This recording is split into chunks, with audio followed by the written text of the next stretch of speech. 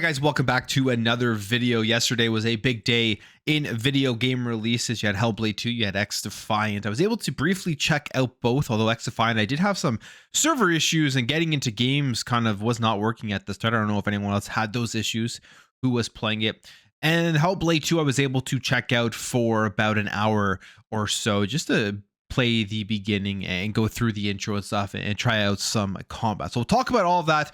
But before we do get into it, if you are new here, you enjoy daily gaming news, make sure to hit that subscribe button. If you've been watching for a while, as I see many of you have been, hit the subscribe and check out my Spotify. Link is in the description. So Hellblade 2 launched yesterday. It is a big game coming out here from Xbox Game Studios.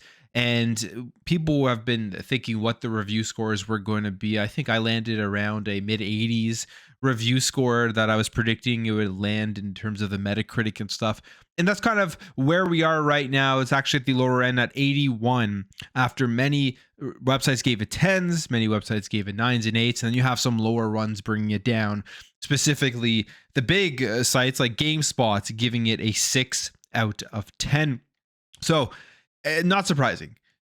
Reviews across the board from about 6 up to 10. And I think it really all depends on if you enjoy this type of experience, how you enjoyed the first game. As Hellblade 2 really is just kind of a technical showpiece, more so than anything, in my opinion. It's like an experience where you're going from one place to the next and just in awe of what they were able to accomplish with how insane the graphics are, the fidelity of it. It is quite mind-blowing. And then the audio experience with the voices coming in your ears, like it is a very interesting, different experience, and very similar to what they gave us with Hellblade 1, just kind of exponentially better in terms of the overall quality of it. So there are the reviews right now, sitting at 81 on Metacritic and an 84 on OpenCritic. Here are some kind of highlights that we have. Akami13 here on X was able to pull out here. You have Noisy Pixel saying Senua Sega Hellblade 2 and it's an amazing gaming experience that drifts into the darkest of places, yet its beauty still shines. This is a game that pulls you in with its imagery but grabs hold of you with its tense narrative beats. You have CG Magazine. This gave it a 7 out of 10, saying despite its many strengths, Senua Sega Hellblade 2 is not without its flaws, and some players may find its gameplay mechanics repetitive. Still, for those who appreciate atmospheric storytelling and are willing to engage with its mental illness themes and mythology, Senua Sega's Hellblade 2 delivers an unforgettable cinematic experience. This one here from IGN says a journey as brutal as it is beautifully delivered with hardware pushing visuals and persistently absorbing audio. Senua Sega Hellblade 2 is another Viking-worthy feast for the senses that meets the high bar set by its predecessor, even if it never really manages to clear it. I think that was one of the big questions going into this game was, will it be better than the first game? And of course, as I said, like exponentially better graphically and in the audio area. Like it is a really cool experience, but the gameplay wise, from everything I've read and for what I've played in my short playtime, it really hasn't expanded on it at all. It basically is the exact same game. You're walking from one point to the next, you're doing puzzles and you're doing combat. If that was something you weren't a huge fan of from the first one, you may not be a big fan of it here with Hellblade 2. I know for me, I did find the first game, I would say giving it around like a 7 or max an 8 out of 10.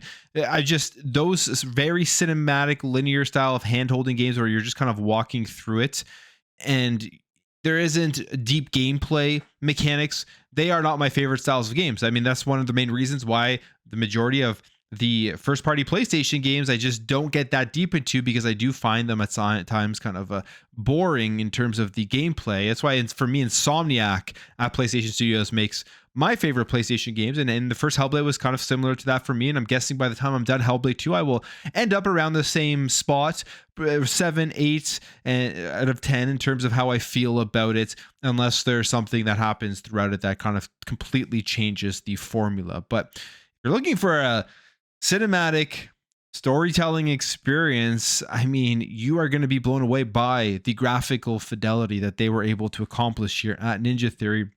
And as we know, they're still working on 2 other games. One game that we found out got greenlit. We don't know what it is. People are speculating Hellblade 3. And then Project Mara. And this is kind of, I think, going to be that studio that just makes these insane experiences that you sit down with your headset on and kind of just try to get lost in. and there isn't going to be these deep gameplay mechanics going forward. So I'm going to be excited to play through it. I'll hopefully have it finished in the next couple of days because it is a shorter game. But let me know what you guys think about Hellblade 2 from what you have played so far one day after its official launch. Now, people were also talking about marketing about Hellblade 2, and I think that was kind of blown out of proportion. There was definitely marketing. I did see it myself in different areas, and they went pretty hard here, just kind of with banners in cities for the actual launch of the game. This is at the London Euston Station. You can see across Senua Sega Hellblade 2 play now, and it lists Game Pass, Xbox Series XS, Steam, and PC games. And then also in Mexico, they have a bunch of billboards, or I guess digital screens on buildings and everything, just really highlighting and advertising this game. So they definitely are pushing this as a title on Xbox that you're going to want to go play and check out. And one thing that was interesting was when you do load up the game, they prominently highlight Xbox Game Studios. They highlight it right at the start, and then once you get into it, you go to the new game as they're showing credits and stuff for the beginning of it. Xbox Game Studios is there, which is, I feel like, something Xbox has lacked on at times, where they don't remind people that this is a first-party Xbox Game Studios game, but they definitely did not forget to do that here with Senua Sega Hellblade 2. Okay, let's talk about something else here. Let's talk about the changing industry, because the industry, as we've talked about many times, is in the console market kind of stagnated. And this is a big issue here for specifically PlayStation and Xbox. They need to find ways to expand out their ecosystem and get more people to play games. And the best way to do it is going to be putting games in various different places, including PC. And we have more information here to kind of prove that why they are going along these lines.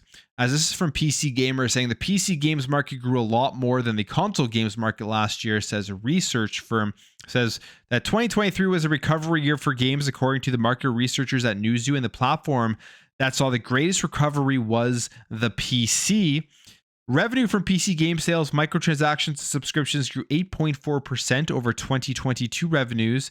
And the console game revenues only saw 0.3% increase, in mobile games revenue shrunk 2.1%. You can take a look at everything here in terms of the global games market by revenues, where the biggest one right now, it's going to be like that pretty much going forward, is mobile gaming, which is why it was a huge deal for Xbox to get ABK and get further into mobile gaming. But then you look here at the console games market and the PC games, and although the console games market revenue is higher than the PC games, the PC games is now where there is a growth opportunity for these companies, which is why you see PlayStation putting more games on PC, and why Xbox has been trying to tap into that market more and more for years now. And whether they focus on PC Game Pass and the PC launcher and all of that type of stuff. So I think this is just all more proof going forward that the exclusivity of console exclusives are a way of the past. I mean, we are going to see all of these first-party games, PlayStation, Xbox, maybe at some point from Nintendo, when their console market starts to kind of die off a little bit, or just kind of stagnating growth,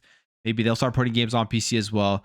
And I think overall that is good for people being able to play these games in more places. Now, when it comes to Amazon Games, we know that they are working on games, and they're opening up their first development studio in Europe called Bucharest Amazon Games. And it says, according to a new official blog, Amazon Games has announced it's opening a development studio in Bucharest, Romania, which marks its first expansion into Europe. Previously, Amazon Games already has studios in Montreal, San Diego, Orange County, and Seattle. And the VP of Amazon Games, Christoph Hartmann, said that the Bucharest studio was a natural next step for us as we tackle our broad portfolio. And the new dev studio will support the current Amazon's game portfolio, stuff that they have right now, and then obviously work on games going into the future. When you look at the Amazon Games portfolio, I mean, they have some pretty big ones in terms of the scope of them and the style of games where you're trying to get people to play them for over long periods of time. You have New World, which was a huge hit when it first launched. I don't know how big it is anymore. I actually have it, and I enjoyed what I played of it. Lost Ark. Then you have Throne and Liberty, Blue Protocol, Tomb Raider, with Crystal Dynamics. They have a deal that they are working on developing that game. And then they also have the Lord of the Rings, and they're going to be making an open world MMO adventure in Middle Earth. So that's what they have in development right now. Like most of these games I haven't checked out. I mean, I've played Tomb Raider before. I've played Lord of the Rings games before, which I actually did play back in the day. So I'm kind of interested in seeing what they're going to do here with a new open world MMO and how they're going to be able to expand it and make it better than that other one. But yeah, that is Amazon Games expanding out here, opening a studio. And this is second day in a row where we are talking about studios opening up, which is a good thing. Now, when it comes to layoffs and closures and acquisitions, we have a very interesting one here to talk about. And it's not with game studios, but it is with game journalists and game journalism websites. As IGN Entertainment, everyone's favorite mainstream games website, I say that obviously sarcastically, but they have acquired Eurogamer, Games Industry, Biz, VG247, Rock Paper Shotgun, and more, as they acquired the Gamer Network of media websites.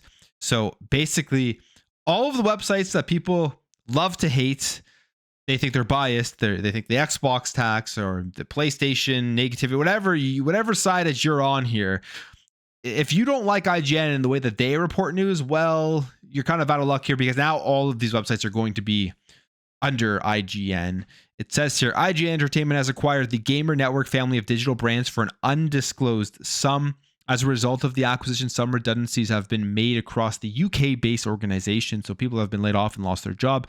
So Gamers Network publications are GameIndustry.biz, Eurogamer, including 6 local language editions, Rock Paper Shotgun, VG247, and Dicebreaker. And the business also holds shares in Outside Xbox, Digital Foundry, and Hookshot, which operates Nintendo Life, Push Square, Pure Xbox, and Time Extension. There are websites in the Gamers Network that I visit frequently, and I do find that they have some good stuff. Some stuff I disagree with, some stuff I agree with, but I mean, there is some good information that comes out of those sites. Now they're all going to be under IGN Entertainment, which is a division of Ziff Davis and includes IGN, Map Genie, How Long to Beat, and the Humble Bundle. And it has acquired websites from PAX and New York Comic-Con organizer ReedPop, which initially bought the Gamer Network business in 2018. So this is a big move, and we're hearing about lots of layoffs and redundancies and everything. So unfortunately for those people, they are out of a job and they're going to have to go look for a new place to work. And one of the big questions, I think, if you're somebody who enjoyed Digital Foundry and the stuff that they do, it was, how are they going to be affected by this? Because of course they do all their comparisons with the graphics and the performance and everything across consoles and PC and stuff. And it looks like they're not going to be negatively affected, or their work won't be negatively affected. As you have John Linneman here, who responded to someone saying, I hope this doesn't negatively impact Digital Foundry at all, as I love their work and hope it continues as is. And John Linneman says, it will not negatively impact DF, don't worry. And Hookshot here says, which is the media conglomerate for Nintendo Life, Push Square, Pure Xbox, and Time Extension, says our ad sales partner Gamer Network was today acquired by Ziff Davis IGN.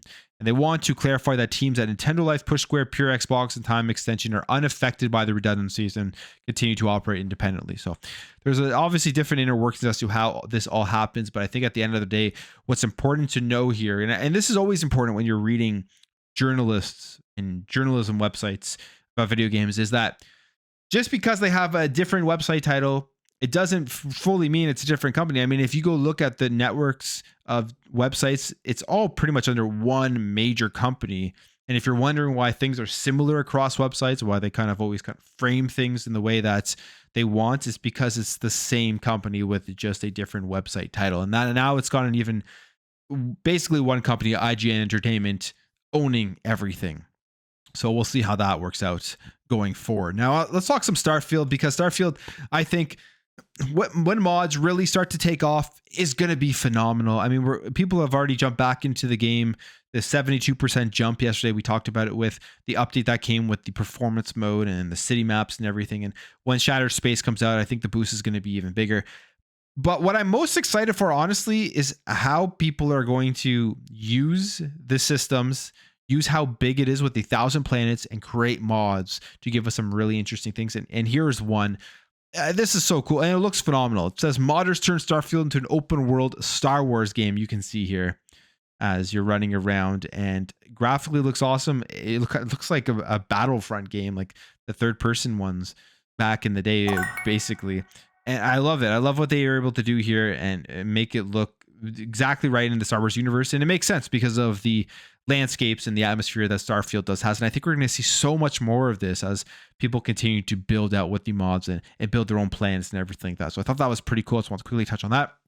Now, when it comes to other studio closures, if you remember the infamous London studios, PlayStation's London studios, the Jim Ryan picture, he was there. They were celebrating him 6 days before he announced that the studio was being closed down. Well, it's officially here. It says, for over 20 years, London Studio has been home to some exceptionally talented and wonderful people in the games industry. As we close the doors and all go forward to new adventures, we wanted to say a heartfelt thank you to all our past and present players and colleagues who have supported us over the years. We've had one wild and wonderful journey. So London Studios, PlayStation London Studios is no more. And I mean, the big question I have is that they worked on VR games, and we know that PlayStation hasn't done anything for PSVR 2 from first party other than the launch Horizon game that came with it. We know they're bringing it over to PC, and then closing this studio. It all kind of signaled to me that they're kind of giving up on PSVR 2, but at least they're allowing it to be supported on PC so people can still use it. I have PSVR 2, and I think the tech and the headset is actually good. Problem is there's just no games for it. And this studio closing down was just kind of another blow to that really happening from a first party perspective, unless we get surprised with an upcoming PlayStation showcase and they show off some new, really innovative first-party PlayStation VR 2 games. But I'm going to end the video there, guys. If you did enjoy this video, hit that thumbs up. If you are new here, hit that subscribe, and I will catch you guys in the next video.